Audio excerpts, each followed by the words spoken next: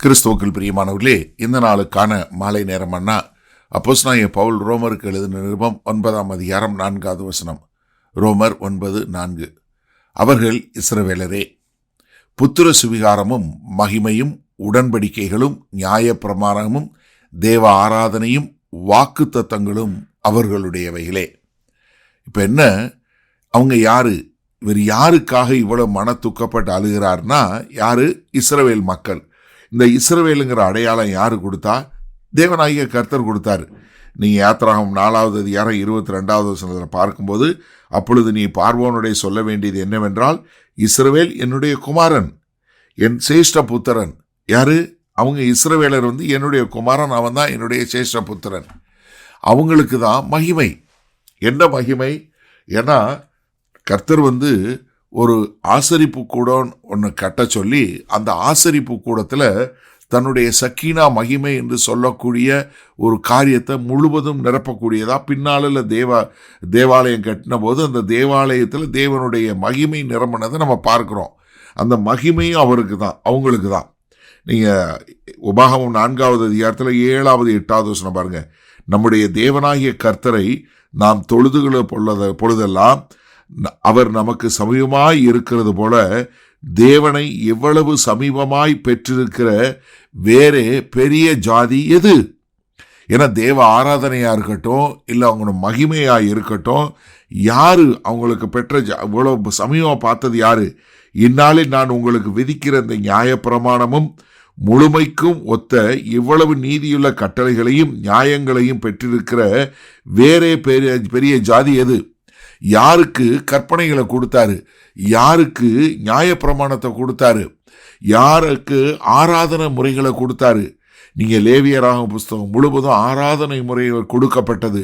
எப்படி ஆசரிப்பு கூடத்தில் வர வேண்டும், ஆசரிப்பு கூடம் எப்படியா இருக்க வேண்டும் என்று சொல்லக்கூடியதா 10 கற்பனைகள் கொடுக்கப்பட்டது. எங்க? மீதி கற்பனைகள் எல்லாமே எங்க கொடுக்கப்பட்ட? யாத்திராகம் புஸ்தகம் முழுவதும். அதை மறுபடியுமாக 2வது முறை எங்க கொடுக்கப்பட்டது? உபாகம புஸ்தகத்தில் கொடுக்கப்பட்டது. 147வது சங்கீதம் 19-20வது வசனத்தில் சொல்லும்போது, யாக்கோபுக்கு தம்முடைய வசனங்களையும் இஸ்ரவேலுக்கு தமது பிரமாணங்களையும் தமது நியாயங்களையும் அறிவிக்கிறார். அவர் வேற எந்த ஜாதிக்கும் இப்படி செய்ததில்லை, வேற எந்த தேசத்துக்கு இப்படி செய்ததில்லை. அவருடைய நியாயங்களை அறியாமற் போகிறார்கள். அல்லேலூயா. என்ன, வேற யாருக்குமே இப்படிப்பட்ட காரியங்களை சொல்ல. அடுத்து என்ன? உடன்படிக்கையும் வாக்கு தத்தங்களும். உடன்படிக்கை எங்க பார்க்கிறோம்? இது எரேமியா தீர்க்கதரிசி 31வது அதிகாரம் 31 34 வரை உள்ள வசனங்கள்ல கர்த்தர் எப்படி நான் மறுபடியும் உங்களோட உடன்படிக்கை பண்ணுமே, ஒரு உடன்படிக்கை என்று சொல்லக்கூடிய உடன்படிக்கையை பண்றாரு. அதற்கு பின்பாக வாக்கு தத்தங்கள் எல்லாம் தேவனுடைய வாக்கியங்கள்லாம் கொடுக்கப்படுகிறது. ரோமர் 3வது அதிகாரம் முதல் 2 வசனங்களை சொல்லும்போது என்ன சொல்றாரு? இப்படியானால் யூதனுடைய மேன்மை என்ன, விருத்த சேதனத்தினால் பிரயோஜனம் என்ன? அது எவ்விதத்திலும் மிகுதியாய் இருக்கிறது.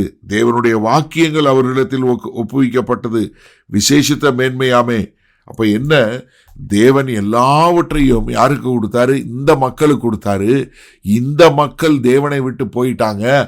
அவர்கள் மறுபடியுமாய் ரட்சிக்கப்படுவதற்கு நான் எதையும் என்னையும் இழக்க தயார் என்று சொல்லக்கூடிய ஒரு காரியத்தை தான் இங்க அப்போஸ்தலனாகிய பவுல் சொல்லி கொடுக்கிறாரு.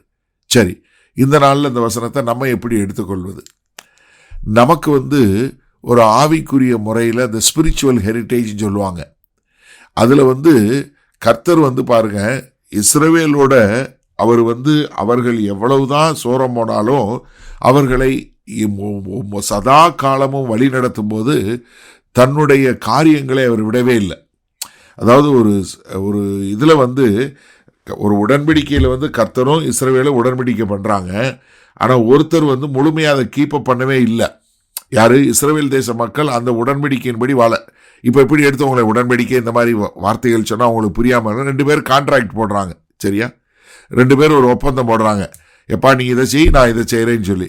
ஆனால் ஒருத்தர் எப்பவுமே அவர் சொன்ன ஒப்பந்தத்தின்படி நடக்கவே மாட்டேங்கிறாரு. அப்போ இன்னொருத்தர் என்ன சொல்வாரு? ஏய், நீ இதை பூரா செய்யலை, அதனால நான் செய்ய மாட்டேன்னு சொல்லுவோம்ல. ஆனால் கர்த்தருடைய விஷயத்தில் அப்படி இல்லை. கர்த்தர் இஸ்ரவேல் தேச மக்களோட ஒரு உடன்படிக்கை போன்றாரு. ஆனால் என்ன, இஸ்ரவேல் அந்த உடன்படிக்கை எதையுமே கீப்பப் பண்ணல. ஆனால் கர்த்தர் எல்லாத்தையுமே செய்கிறாரு. அதனால நம்ம இன்னொரு பக்கத்தில் என்ன தெரியுமா செய்யணும், கர்த்தருக்குன்னு எப்போதுமே ஒரு வைராக்கியமாய் வாழக்கூடிய ஒரு மீதி இருக்க கூட்டம் இருக்கு. அதுக்கு நாம் நன்றி உள்ளவர்களாக இருக்கணும்.